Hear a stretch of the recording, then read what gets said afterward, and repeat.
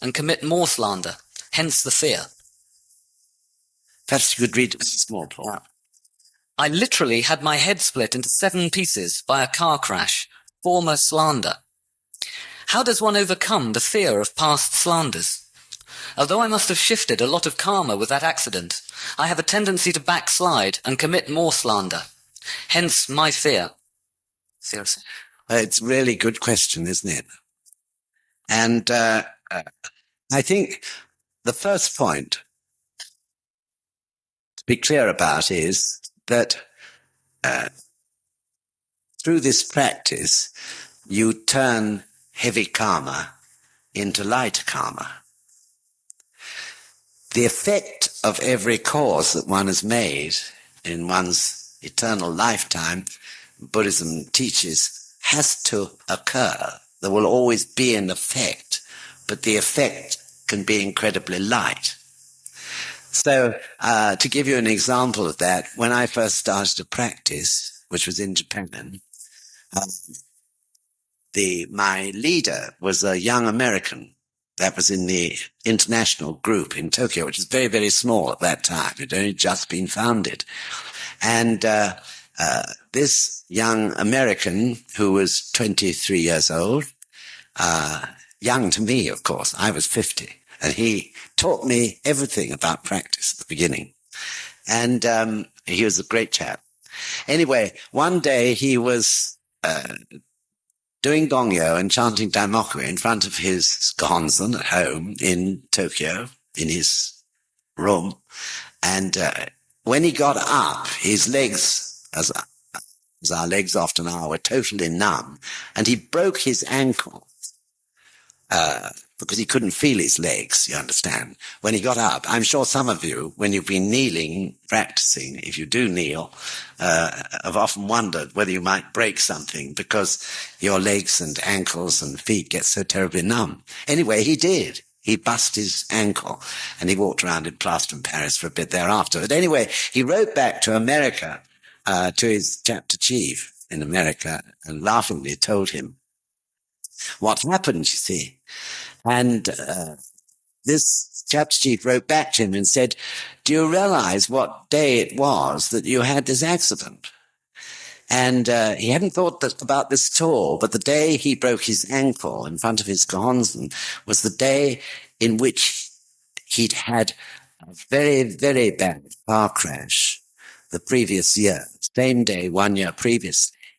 And what is more, he'd had another car crash 2 years previous to that one on the same date.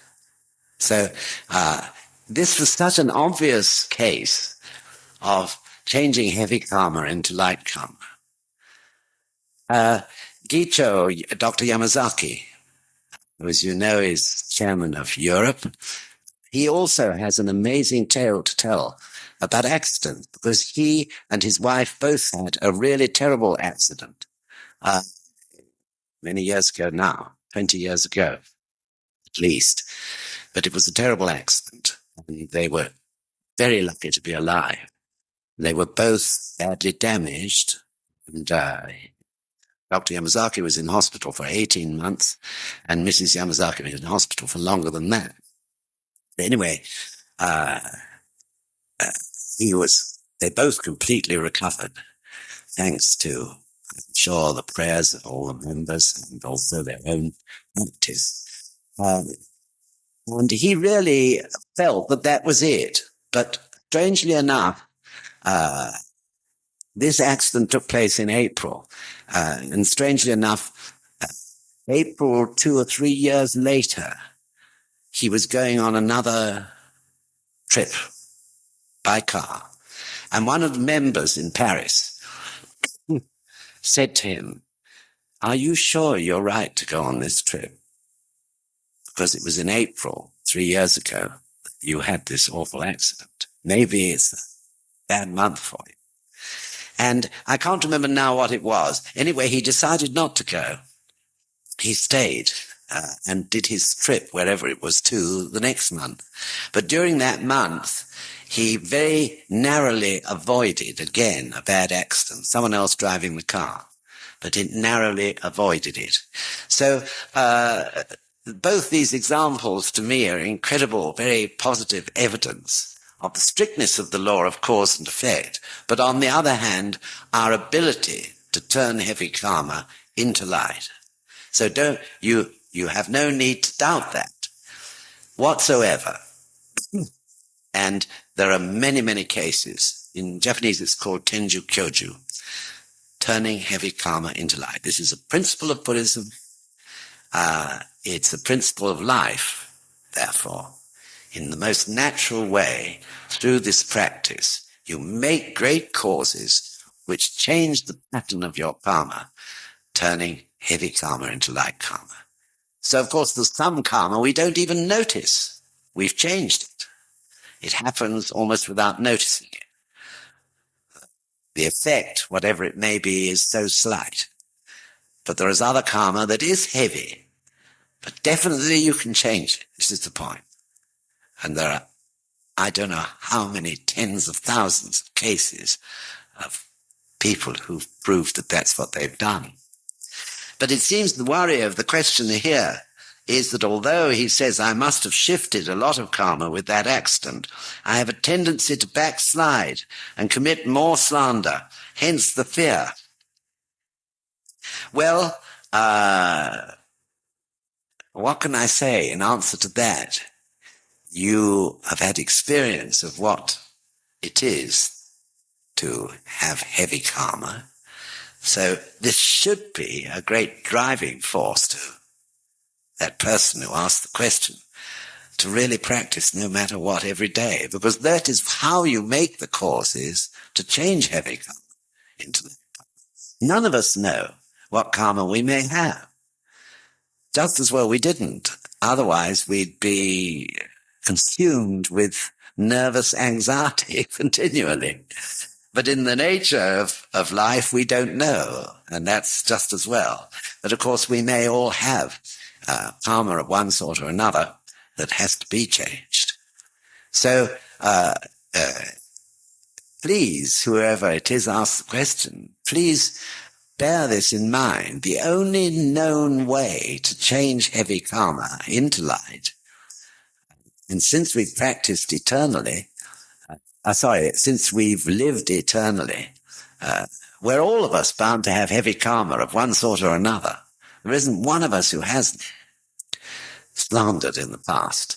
So all I can say is please bear that in mind and jolly well make up your mind you're not going to be defeated by those devilish influences inside you, and that you'll defeat the devil and continue to practice no matter what. There's no other way I can answer that. Except to say that in the Gosho it says even if a person practices only for a little while, all the Buddhas and Bodhisattvas will protect that person. So even if you've only practiced a little, still the Shoten Zenjin, the influences of the universe, the beneficial influences, will protect you. But on the other hand, their protection can be that much greater. If you feed them every day, like I was saying this morning, in your Gongyo, through your Gongyo and Daimoku, this is really the best way to guarantee it. But it is true that even if someone's only practiced a little, they will always be protected. That is because their Buddha state, their Buddha nature is awakened. So, even a person, so the Gosho teaches us, who hears Nam-myoho Renge-kyo, their Buddha state will be awakened. Nichiren Daishonin called it a diamond chalice that hears the moment you hear Nam-myoho Renge-kyo even. And it will never, after that, go back and disappear, or in truth, go back into latency. Buddha state, once awakened, stays awake, never goes to sleep or disappears. So, therefore, a person who has heard Nam-myoho Renge-kyo, they say, will always chant at some point in this lifetime. right? I mean, the Toda described it as being like radiation. If you hear Nam-myoho Renge Kyo, it goes into your system. Even though you may resent hearing it, it goes in and its vibrations fill your life, and it awakens the Buddha nature in you. So, therefore, if you've had the good fortune to be able to chant Nam-myoho Renge Kyo yourself, that's even greater. So I feel pity to spoil it. Why not make up your mind today that you're not going to be irregular anymore? You're going to do it every day. There's a good chance on this course to make that determination. I remember old Eddie Cahill. You all know him. Quite a character. But one New Year's Day, he made his vow that he wasn't going to miss a gongyo from then on. And he'd always, for years, missed gongyos. He made that vow, and he did it. And his life really advanced. His happiness also advanced a great deal from that time onwards. In other words, he was determined from then on not to waste time with half-hearted practice. If you believe, then go for it wholeheartedly. That's the best way to get the best out of anything, isn't it? Not only Buddhist practice, but everything else one does. All right, everybody, does that sort of answer that question? Okay. There's one more on slander. There are quite a few questions in different groups. How do you stop slandering someone you have disliked for some time because of the ills this person has knowingly done to you and still continues to do so? Mm-hmm. This is obviously about a relationship with somebody else. How do you stop slandering someone you have disliked for some time because of the ills this person has knowingly done to you and still continues to do? It's a reasonable question, isn't it? But the great example, of course, in terms of an answer to this question was often quoted by Nichiren Buddhism in the Gosho. It also derives from the Lotus Sutra, which is the Bodhisattva Fukyo, who had led what appears to be on the surface a rotten life because for one reason or another, the villagers in the place where he lived used to shout insulting words at him, probably because he was a very holy sort of person. They used to throw stones at him, and when they got a chance, beat him on the backside with a stick and shout insulting words. And he always bowed to them and thanked them. So this isn't like turning the other cheek. His reason for doing this was that he knew he'd slandered so much in the past. And if he bore hatred against these people who constantly persecuted him this way, he'd merely be compounding his karma. And in the next lifetime, he'd have to go through the same thing again. So this was why he bowed. Now, I'm not suggesting that in these times you can go around bowing to people that you hate. But what you can do is to bow to them within yourself. What I mean by that is that we have to battle with the tendency to want to hate or dislike or slander. And the only way I know to do that is what I said this morning. You have to chant Daimoku to see the good points, even in that person who's causing you so much of a problem. And you can do it. I'm saying this with conviction because I've done it myself, as I said this morning. If you make up your mind, even someone who is making your life hell at the moment, you can turn it round by first seeking out through your practice the good points in that person. On the understanding, of course, that no one who is happy is going to behave in that way. They behave in that way because they're suffering themselves in one way or another. And therefore, you can look at them then as a bodhisattva in terms of when you're chanting Daimoku. Trying to understand maybe through your Daimoku, have the wisdom to know what the root cause of that suffering is, and chanting for that person's happiness. So you'll be surprised how your feelings change if you decide to yourself that this is just another suffering human being. They may be making life miserable for you, but they're doing that because of their suffering. Therefore, you can turn things round. And once you start to chant as a bodhisattva for that person's happiness, your whole feelings about the matter change. I'm sure some of you have had experiences, this sort of thing. So, and what is more, of course, the other person begins to react totally differently. They're slandering you or behaving badly towards you because of something in your own life, which is drawing that out. Therefore, in the process of viewing that person as a suffering human being, you are also turning around whatever it is in your life which is drawing that sort of behavior to you. Do you follow what I'm getting at? So this is the best and the only way I know. And you struggle in front of the Gonzen. You demand to the Gonzen to be able to have the power to get rid of those bad thoughts, those slanderous thoughts, even though the other person is slandering, and to kick them out of the way, as it were, and forcibly make the Gonzen show you the good points in this person. And then base your relationship with that person, even though it's a relationship that is very strained and really is only possible through the Gonzen, still through your Daimoku for that person. You can change this whole situation. What they feel from your life will be totally different. Therefore, they will behave in a totally different way too. Is that understandable? Is it? Okay.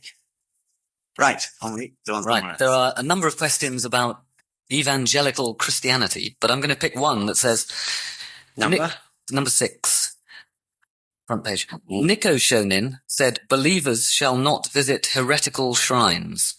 How should we regard the teachings and teachers of other religious practices? Is it slanderous to respect and study them? So, again, the question. Nikko Shonin said, believers shall not visit heretical shrines. How should we regard the teachings and teachers of other religious practices? Is it slanderous to respect and study them? The answer is, to that last question, is it slanderous to respect and study them? Is yes, it is. But Buddhism is reason.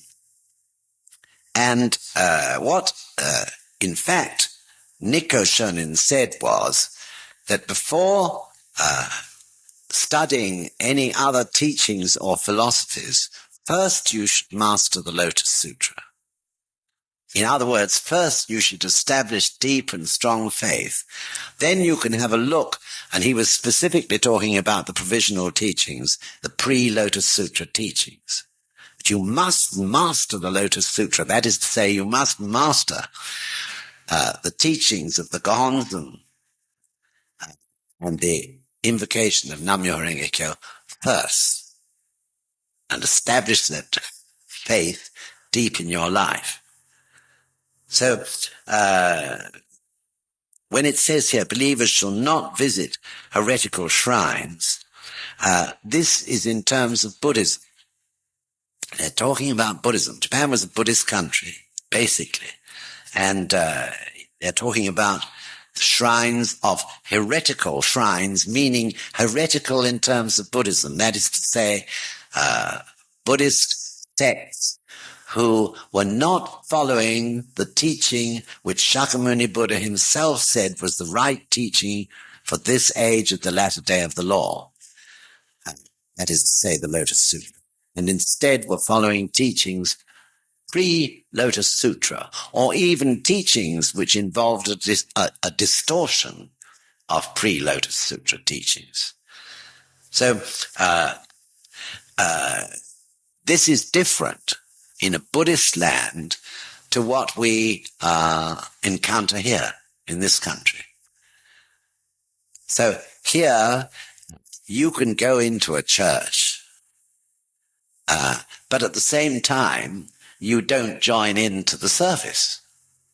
If you join into the service, then you are repeating words which are slandering Buddhism.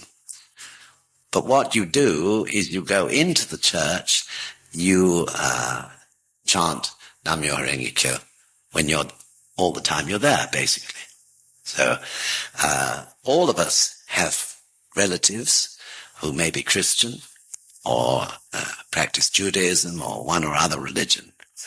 So, as I say, Buddhism is reason. It would be dreadfully upsetting probably to mothers and fathers if one didn't attend family functions, weddings, christenings, all these things. Therefore, one should always accept and always go, but at the same time, inside one can chant Daimoku when everybody else is saying their prayers or singing hymns or whatever it might be. All right? So, let me just read it again and make sure I've covered it. Nichiren said, believers shall not visit heretical shrines. How should we regard the teachings and teachings of other religious practice? Is it slanderous to respect and study them? You can only respect what you believe to be the truth in reality. You can't respect something which you don't see or believe in as the truth. So the truth to one individual is the truth, what they believe in. Therefore, you can respect the truth that you believe in, but you can't respect other truths because you don't believe they are truths. Do you see what I mean? So you've got to make up your mind one way or another. What is the truth, the ultimate truth of life? And this dictates, of course, what religion you practice. However, Nichiren says, first master the Lotus Sutra. In these times, meaning first master Nichiren Daishonin's teachings and the Gosho, and above all, master our practice and carve it deep into our lives. Then you can study other religions. Right? That's the important thing.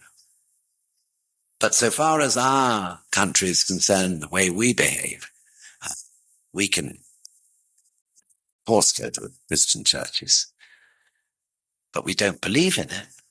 But we do it for the sake of the happiness of our mothers, fathers, grannies, grandpas, and the whole family. I remember someone saying, how can I possibly go to Christmas with my family? How ridiculous. Of course you can go to Christmas and spend the day with your family. Doesn't mean to say that you're believing in Christmas as a religious festival. Half the more, 2/3 or 3/4 of the population don't think about Christmas these days as being as a religious festival in truth, even the Christians. So, you could go and it's a festival day, a winter festival, if you like. You can look at it that way, and go and enjoy the plum pudding and the turkey and all the rest of it with your family and make your mothers and fathers happy. Does that answer that? Okay, another one. Try 33. Yes. Right, we're going on. Jumping on. Well, I'm trying to listen. Right, that's great. What is the main difference between Nichiren Shoshu's Danto group and other Nichiren sects, such as ours? Are we not fundamentally the same, or is their belief in some way different from ours? What is the main difference between Nichiren Shoshu's Danto group and other Nichiren sects, such as ours? Are we not fundamentally the same, or is their belief in some way different from ours? Well, I thought that we'd covered that in the talk this morning. There is, of course, a great difference. first of all, to get clear, the Danto group is a group of local people who assemble round the figure of the priest in that neighborhood or village. And the priest gives them a lecture once a month, and he conducts their weddings and funerals, not unlike Christian practice. He does the weddings and funerals, and they can go to him for advice, but they have to pay for it. And all sorts of other services they can offer. If someone's ill, they'll make a prayer, but you have to pay for it, and so on. This is the traditional Danto system, which is also practiced by the priests of Nichiren Shoshu.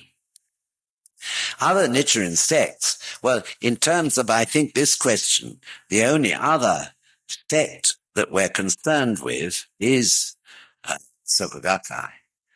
The other sect in Nichiren Daishonin's Buddhism is the Hokkeko sect, which is linked with Danto, right?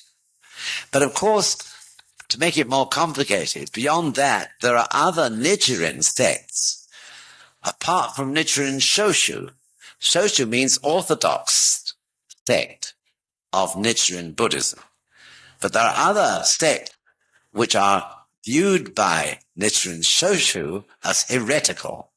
And these were the sects, most of which were founded by those 5 elder priests who, after Nichiren Daishonin died, turned against Nikko Shonin for one reason, jealousy, or for another, and refused to respect Nikko and to follow him as the leader of Nichiren Daishonin's Buddhism at that time. So Nikko, in the end, the situation became so bad in that area of Mount Minobu, where Nichiren Daishonin's base was at that time, that he had to move, and he moved to towards Taisekaji, where the head temple is now, because he knew that in one of the Gosho, Nichiren Daishonin had said that the ultimate sanctuary for the Gonzen should be in that area at the foot of Mount Fuji. So he decided to take the Daigonzen with him and leave the place where Nichiren Daishonin had lived in Mount Minobu. But there are still, for example, there is a sect which is known commonly as the Minobu sect. And this is derived from one of those 5 elder priests who didn't understand Nichiren Daishonin's teachings. They didn't understand that Buddhahood existed in everybody. And they didn't understand that Nichiren Daishonin was the true Buddha for this age. They really viewed him as a bodhisattva. So these other sects still exist to this day and are known as Nichiren sects, but they practice in a different way. They don't make gonzens as Nichiren Daishonin inscribed gonzens. They draw little pictures on them, and you pay more for the bigger ones that you can buy and less for the smaller ones, and so on, rather like giving out postcards. And so they are very, very different altogether. So I'm not quite sure what is the main difference between Nichiren Shoshu's Danto group and other Nichiren sects such as ours? Ours meaning, of course, Soka Gakkai. So the Soka Gakkai is a lay society still, officially, of Nichiren Shoshu. As I said this morning, that is the title of the priesthood, Nichiren Shoshu. The priests form this Nichiren Shoshu, which is a school of Buddhism. It's a better word than sect. School of Buddhism, basing all its actions on the pure teachings of Nichiren Daishonin, or that's what it's supposed to be doing. And the Soka Gakkai is a lay society who devote themselves to the same practice as the Nichiren Shoshu priests, and who believe in their mission to establish Kosen Rufu. So this is what the Soka Gakkai is all about, as we explained this morning. What is the main difference between Nichiren Shoshu's Dante group and other Nichiren sects such as ours? And I think we've answered it really, and all the talk this morning. Do you feel that's enough on it? I think so. Right. As well, 28. Go on. I'm just doing the ones where there are large groups of questions. How should we think of and chant for the current priesthood? How should we think of and chant for the current priesthood? 28. Right. That's a good question. How should we think of and chant for the current priesthood? We have to chant that they will find a way to purify themselves and that they will sift and get rid of those who are impure. When I say purify, I mean purify in terms of the qualities of a priest, which Nichiren Daishonin stated very clearly in the Gosho. I repeated them this morning. Briefly, a person who has small desires and is content with what they have. Those were the very words he used. So in other words, people who are truly dedicated to teaching others the teachings of Nichiren Daishonin, of working for Kosen Rufu, and of caring for and nurturing those who are members and who are practicing as followers of Nichiren Daishonin. This is the idea of a priest, according to Nichiren Daishonin. And I think we can relate to that because there have been great priests in other religions who had something of that dedication and those qualities. And equally, I'm quite sure that there are people who may be good priests with those qualities if only they were allowed to reveal them freely and not kowtow or bow to the customs of those who are not in that category, which they have to do at the moment because of the dominating position of the high priest. So this is really what we want, a pure priesthood who we can look to and respect, and who in their turn look to and respect us, and we can work in our true roles together. So the roles are very clear. Main task of the lay people is to practice and do their human revolution and spread the teachings. That is the main task for us. And the priest's task is to maintain the purity of the teachings and make sure that no one starts to go off rail, off the lines. So, of course, to do that, you need great knowledge of the Gosho. And it seems often that that is not the case in many of the priests. And it may be that their training or something has been backward in that sense. I was surprised myself once when I said to a priest, "Oh, it must be so wonderful starting to learn the Gosho when you're very young." And he looked at me and said, "No, nothing of the sort in Nichiren Shoshu." He said, "We don't start studying the Gosho until we're already ordained as a priest. What we do is serve our seniors. That is the way they do it." So maybe this is one of the reasons why they've gone off the rails. Too much concentrating on a hierarchy. There are 17 layers of hierarchy in the Nichiren Shoshu priesthood at the moment. Incredible. So everyone's looking up to a senior all the way. And they have to serve and obey implicitly. This is why the priests have found it difficult to stand up yet, because the high priest has absolute power over them. If they cross him in any way, he can cut them off. Of course, place them in very difficult situations, because most of them, all of them, nearly are married.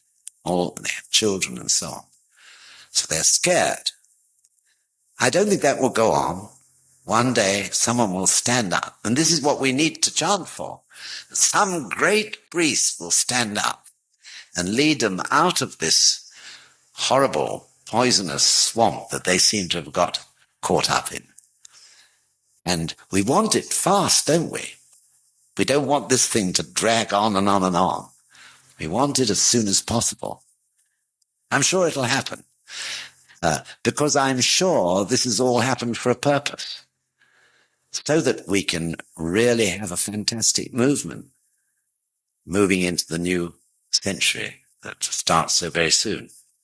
Okay. Yes.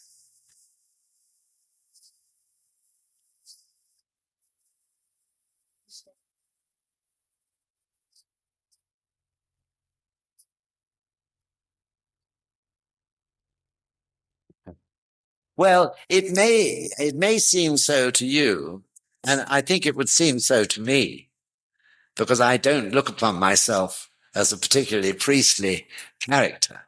But there are people, who do have small desires. You don't only find them amongst priests, you find them amongst poets and writers, artists, who are so devoted and dedicated to their art that they don't worry about any material benefit so much. So there are two people who have very strong spiritual feelings who can fit that bill. But what I'm sure of too is that Nichiren Daishonin wouldn't have said that unless it was a statement which would last forever. In other words, there always are such people. And if they're encouraged, I can quite see, for instance, that if you have a priest who matches them, it would be someone who everyone would be drawn to. One would want to look after him and care for him at the same time as he would want to look after and care for us. Do you see what I mean? I definitely feel that there are those sort of people around. And if those qualities are emphasized and are indeed the conditions for becoming a priest, then the people with that sort of dedication will appear and come. I think probably it's very putting off at the moment for such people, because not only in Nichiren Shoshu, but as I explained this morning, the Buddhist priesthood generally are very materially orientated at the moment. All right? Okay. Yes.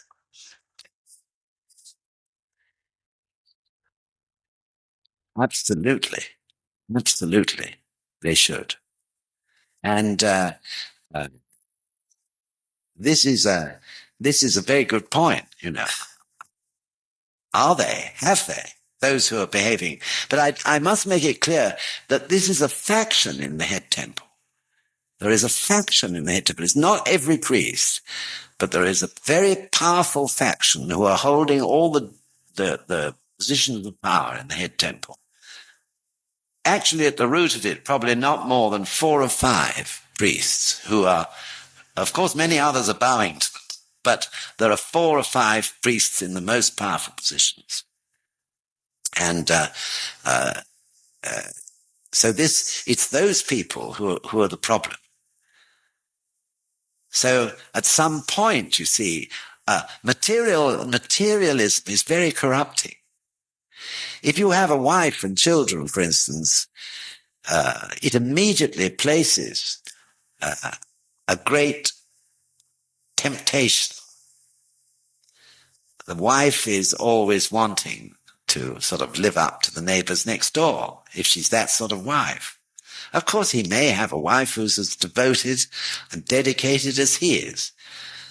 But the wife is also a mother. The mother has children to look after. The children want to come back from school and have the things that other children have. So there are all these temptations. So it's very easy to be corrupted. I personally think that probably when the priests didn't marry, that was more sensible, maybe. It was an edict of the Meiji Emperor, for reasons I've never discovered, that all Buddhist priests should marry. They weren't compelled to do so, but they were encouraged to do so. I wonder why. What were they up to? Why did they say that? So the rulers of Japan, as I explained this morning, had deliberately corrupted priests before. Was this a cunning move? Nobody knows. But anyway, I certainly think that it makes the problem of a priest who is dedicated very difficult. One of my best friends, who I grew up with from virtually a baby, was a priest in the Church of England. And he was always poor. A lot of priests are very poor. But his struggle and agonies over his wife's requirements and her needs they had 4 children. Funnily enough, priests often seem to have lots of children, even though they're so poor, in the West anyway. But they had such a struggle, and this was his endless agony, really. I didn't see him so often in later life, but whenever I did, he would tell me what an awful agony this was. And of course, he married when he wasn't a priest. Actually, in this case, he married during World War II, when he was a soldier. And then after he came out of the army at the end of the war, he decided he wished to be a priest. So to make it worse for him, his wife, in a way, I think, felt betrayed, because he decided to take on this career, and he wasn't the man anymore that she married. That was the way she looked. So I think they do face many problems. I don't know whether the Catholic Church is more sensible, having celibates. But on the other hand, there are plenty of things you can criticize about celibacy too. So probably there's no perfect answer.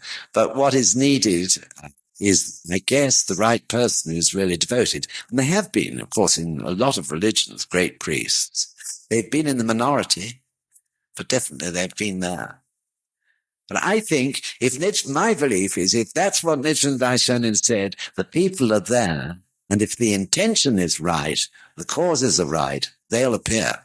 That's what I feel, because I haven't found anything else he said that was incorrect.